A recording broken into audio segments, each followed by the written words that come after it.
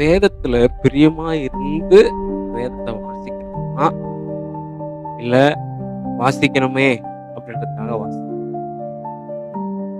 சங்கீதத்தின் புஸ்தகத்துல 1 அதிகாரம் 2வது வசனத்துல கர்த்தருடைய வேதத்தில் பிரியமா இருந்து இரவும் பகலும் அவருடைய வேதத்தை தியானிக்கிற மனுஷன் பாக்கியவான். அதே சங்கீதக்காரன் தாவீது சொல்லி, திரளான செல்வத்தில் கழுகுறது போல உடைய சாற்றின் வழிகள் கழி கூறுகிறேன்.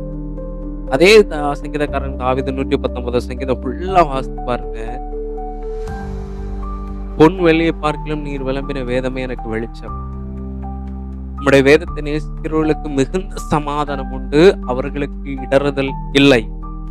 சோ நம்ம எது மேல பிரியமா இருக்குமோ, எதன் மேல வாஞ்சையா இருக்குமோ, அதை மறுபடியும் மறுபடியும் வாசிக்க தோணும், அதை மறுபடியும் மறுபடியும் செய்ய தோணும். வில்லியம் ஹிண்ட்லே என்று சொல்லுகிற தேவ மனுஷன் வேதத்தை வாசிச்சதுக்காக அவர் உயிரோடு கூட எரிச்சாங்க. அவர் உயிரோடு கூட எரிக்கும் போது சொன்னாங்களாம், ஒண்ணு இந்த வேதத்தை தூஷி, இந்த வேதத்துல நீ எச்சு துப்பு அப்படின்னு சொல்லி அவர் கேட்ட விரல்ல அவர் சொன்னார், நீ எவ்வளவு சீக்கிரத்துல என்னை எரிக்கிறையோ அவ்வளவு சீக்கிரத்துல என்ன தேவனுடைய மடியில தலை சார்வன் என்று சொன்னார். ஏன் தெரியுமா? அந்த வேதம் அவருக்கு நித்திய ஜீவனை கொடுத்தது என்று சொல்லி அவருடைய வாழ்க்கையில அனுபவிச்சதுனால தான் மரணமே நேரிட நேர்ந்தாலும் கர்த்தருக்காக வைராக்கியமாக. அல்லேலூயா.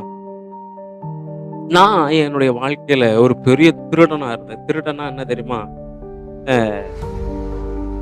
90s கிட்ஸ் எல்லாம் அவங்களுக்கு தெரியும். என்னன்னா, அப்போ கை கால்லாம் ஸ்கூல் படிக்கும் போது மோதிரம், கழுத்துக்கு செயின் அந்த மாதிரிலாம் போட்டு அலைவோம். நான் எஸ்டேட்டு தான்.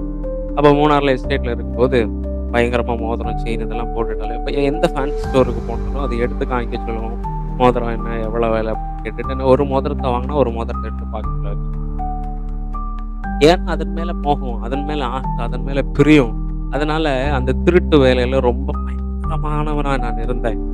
ஒரு நாள் நான் என்னுடைய ஃப்ரெண்டும் முதல்ல என்னுடைய இடத்துக்கு போயிருக்கும் போது ஒரு 2 மோதிரத்தை எடுத்துட்டு ஒரு மோதிரத்தை நான் பாக்கெட்ல வச்சுட்டேன். 50 ரூபா தான் அவர்கிட்ட கொடுத்தேன். அப்போ அவர் சொன்னார், தம்பி 50 ரூபா இல்லை 100 ரூபா அப்படின்னு. அண்ணே இந்த ஒரு மோதிரம் தானே எடுத்துருக்கிறேன், அப்போ எப்படி 50 ரூபா 100 ரூபா வரும் அப்படின்னு பார்த்தா அவர் சொல்றாரு, தம்பி ஒரு மோதிரம் தான் நீங்க வாங்கினீங்க, ஆனா இன்னொரு மோதிரம் உங்க பாக்கெட்ல இருக்கு அப்படின்னு. அது அது அது அந்த அந்த ஒரு சூழ்நிலை இருந்ததுதான் ரொம்ப விட்டு கேடு விட்டு பண்ணின ஒரு சூழ்நிலை. அதோட நான் திருட்டதை வெறுத்தேன். அதுக்கப்புறம் தான் சத்தியத்தை அறிந்தேன். நீதிமொழிகள் புஸ்தகத்துல ஒரு வசனம் என்னோடு கூட பேசினது, திருட்டு தண்ணீர் தித்திக்கும், அந்தகரணத்தில் புசிக்கும் அப்பம் இன்பமாயிருக்கும், ஆனால் அவருடைய விருந்தாளிகள் நரக பாதாளங்களில் கிடக்கிறார்கள் என்பது